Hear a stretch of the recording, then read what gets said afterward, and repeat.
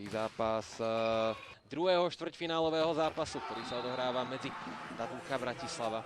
Úvodný set sa podarilo ovládnuť.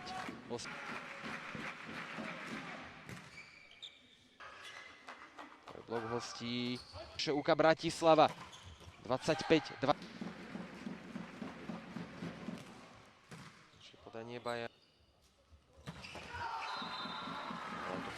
Sa postaralo do smieč.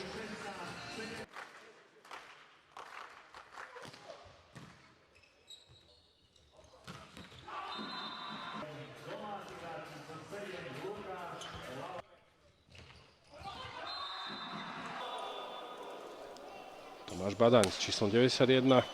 Dominik Fošt prihral na 3 metra, bude aj útočiť. A toto je výborné podanie. Hlavač to ešte. Badaň a jeho podanie.